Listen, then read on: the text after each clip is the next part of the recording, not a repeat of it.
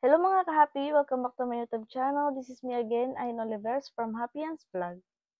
Ang video natin ngayon is about kay Lollipop application kasi may mga nagtatanong dyan kung legit paying pa daw ba si app and then paano daw mag-withdraw. Kaya sa mga gusto niyang malaman kung legit paying app pa ba si Lollipop ay panoorin niyo ang video na to at sa mga hindi pa dyan nakasubscribe ay mag-subscribe na kayo para updated kayo sa mga susunod nating videos at sa mga iba't ibang free earning app tutorial natin dyan. Happy, ayan, for the withdraw tayo dito kay Lollipop application.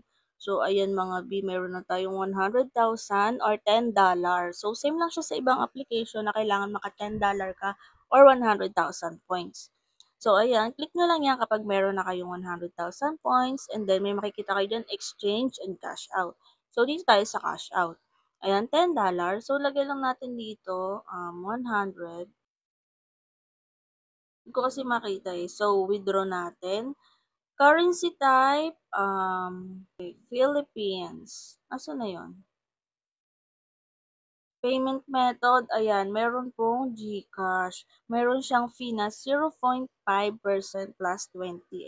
Ayan, expected to get down natin is 547.15 pesos. So, fill upan nyo lang yan. Enter name, phone number. So, enter account. So, fill upan ko lang siya mga B. So, ayan, dahil na-fill upan ko na, check lang mabuti mga B, baka magkamali kayo. Lagi ako may nakikitang comment, ma'am, nagkamali po ako sa ganito, sa ganyan, sa number, sa email. Kaya lagi ko sinasabi sa inyo, paki-double check, double check, double check. So, ayan, withdraw. Application has been ganun-ganon, hindi ko na nakita. So, wait na lang natin siyang pumasok sa ating GCash account. So, update ko kayo mga B.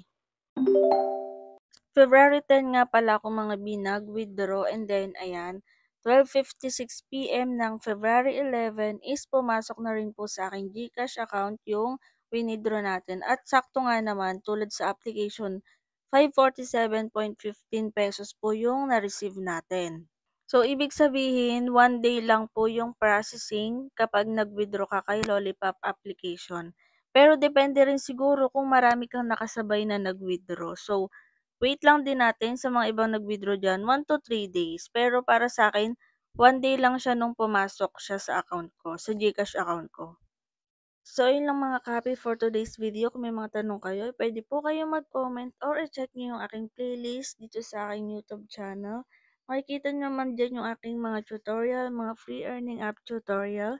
Baka sakaling nandyan na yung mga hinahanap nyo tutorial mga B. At kung hindi pa kayo nakasubscribe, ay mag-subscribe na kayo para updated kayo sa mga susunod nating videos. Yun lang and thank you for watching.